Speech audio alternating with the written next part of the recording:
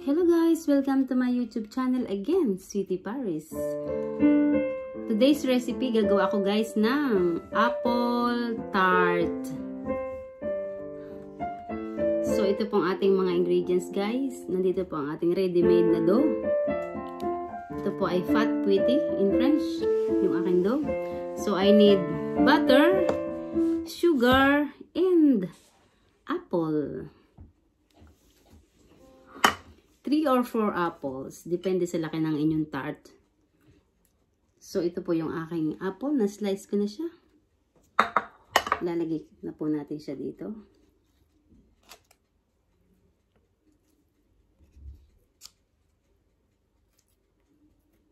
Ganyan po siya, guys.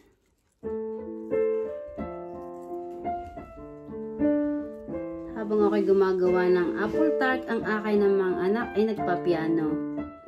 Yun po ang aking background.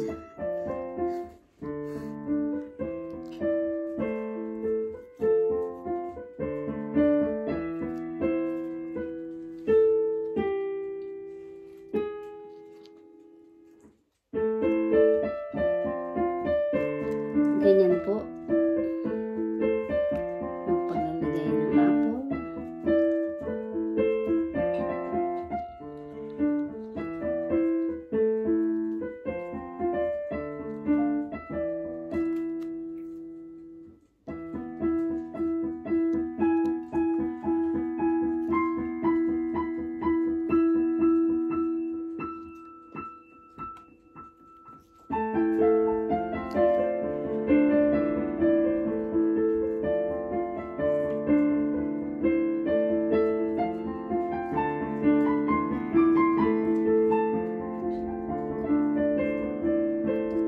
Pag nag-slice kayo guys ng apple, very thin, ganito po siya.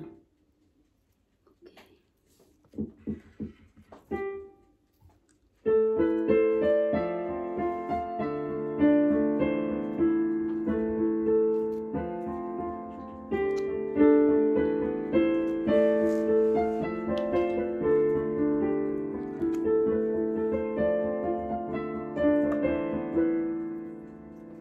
So, dito naman tayo sa... Tapos na po ako sa first round. And this one po sa middle.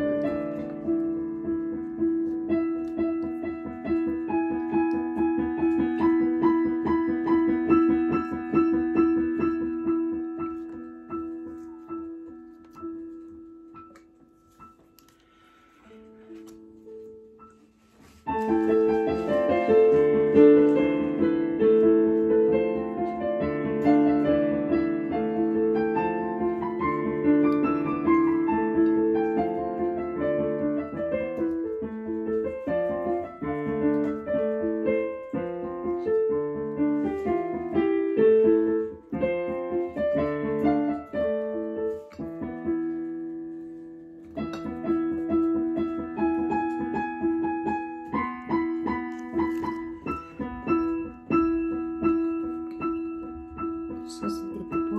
Ayan. Ganyan po lang siya, guys. Sorry. So, yan po ang ating apple tart. So, lalagyan ko na po siya ng butter. Lagyan po natin ng butter sa ibabaw.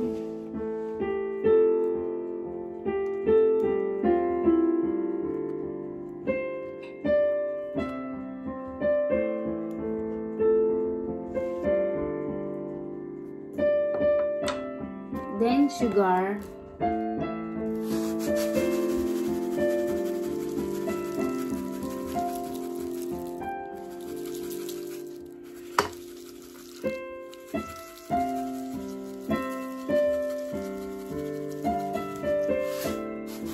Pwedeng kayong gumamit guys ng white sugar or yung brown.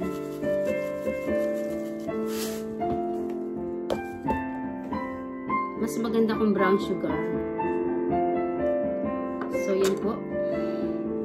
Lalagay ko na po siya sa oven. Ang temperature ng ating pong oven ay 200. So, see you later guys. Kapag luto na, ipapakita ko po sa inyo. After, kapag luto na po siya, brown na po siya, pwede po niya lagyan niya siya ng cinnamon.